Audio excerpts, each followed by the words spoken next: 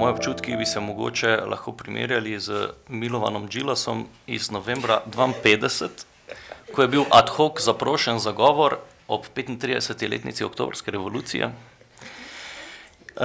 na 6. kongresu Zveze komunistov Jugoslavije v Zagrebu in v svojih spominih pravi: bil sem toliko vzhičen od te časti, da nisem niti spal po kosilu, kot sem imel navado to početi od rane mladosti.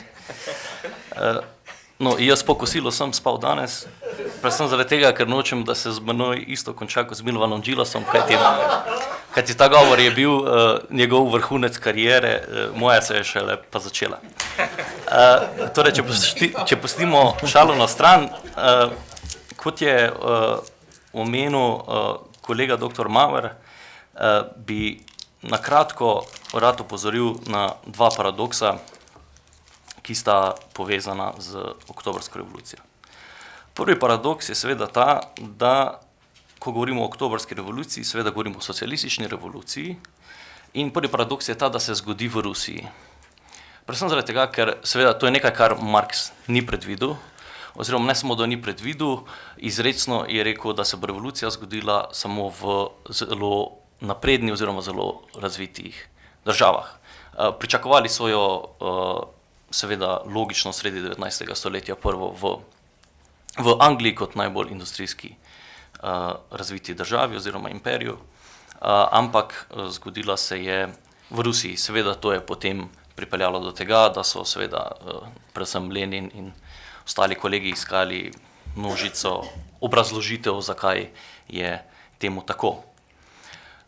Drugi paradoks, ki je morda zame celo bolj pomemben, glede na to, s čemer se znanstveno ukvarjam, z nacionalnim vprašanjem, je ta, da je revolucija pokazala, da sta v teoriji teorija in praksa eno, v praksi pa ne, oziroma ne vedno.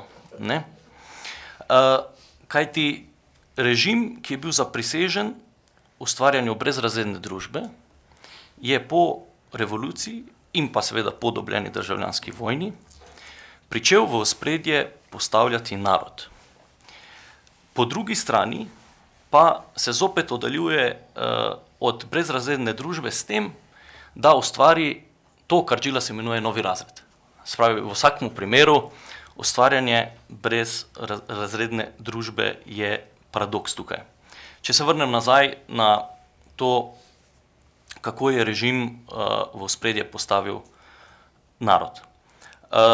Seveda, glavni problem je bil ta, da so ti slogani, ki so jih boljševiki imeli pred revolucijo, samoodločba narodov, kritika kolonializma in tako dalje, postali problematični. Namreč, ko so prevzeli tako velik imperij, tako različen imperij, geografsko, etnično, kulturno in tako dalje, so seveda ugotovili, da imperij kot tak ne more funkcionirati brez določenih predelov. Namreč vsak predel imperija nudi nekaj, kar drugi ne. Bodi si bombaž iz Centralne Azije, bodi si nafta iz Kavkaza, bodi si pšenica iz Ukrajine in tako dalje. In seveda, če sedaj vsem odobrimo samoodločbo in vsi grejo ven iz imperija, se potem ne bo nič ostalo od nas, ne? Ali pa za nas. No, in tako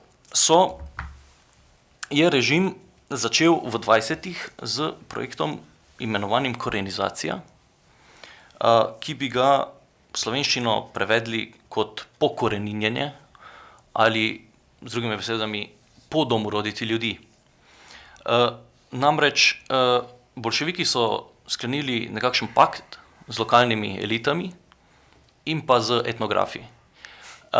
Kajti etnografi so popisali celoten imperij, nekaj, kar se je dogajalo že v času ruskega imperija in se je potem pač nadaljevalo, in so popisali vso prebivalstvo. Predvsem tukaj je pomembna etnična struktura, lingvistična struktura imperija. Namreč nacionalna zavest bi po teoriji naj bila neizogibna historična faza razvoja in se jo ne da preskočiti. Ne? In režim je pač menil, da moramo mi nekako spodbujati oziroma ustvariti množico vseh teh narodov, da se bojo čim prej, čim bolj razvili in potem, ko bodo na isti stopni razvoja, tako industrijski kot kulturni, potem šele bomo lahko šli v to zbliževanje oziroma stapljanje nacij, o čemer je govoril Lenin. In torej namen tega bi ne bil, da bi klane oziroma neke manjše grupacije spremenili v plemena, plemena v narode, narode pa potem v socialistične nacije.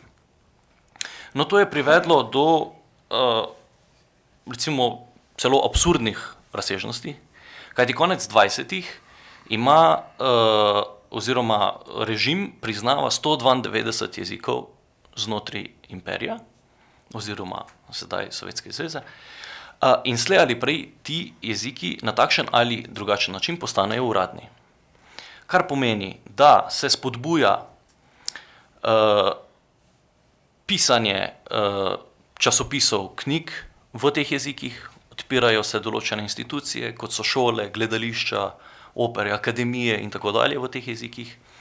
Če je določen jezik na takšni primitivni ravni, da ni niti zapisan, se ga kodificira oziroma postane knjižni jezik in tako dalje.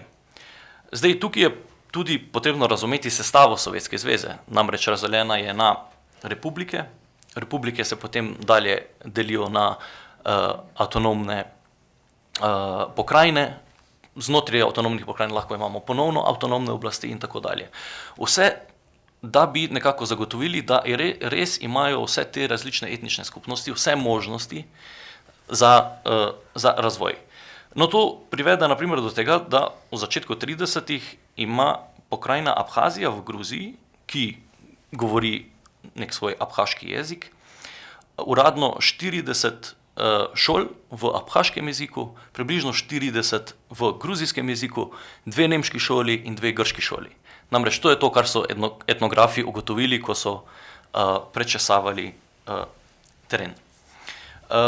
No, hkrati s tem je predvsem na zahodnih mejah Sovjetske zveze prisoten princip, ki ga zgodovinar Terry Martin imenuje Piedmont princip, ki je najbolj viden na Ukrajini. Namreč promovirali bomo to ukrajinsko nacionalnost, predvsem zaradi tega, da bomo Ukrajince na drugi strani meje skušali privabiti za svoje cilje. In če govorimo o vplivih, bi dejal, da je nekaj podobnega vidno tudi po drugi svetovni vojni v Jugoslaviji s tem, kar se na primer dogaja v Makedoniji.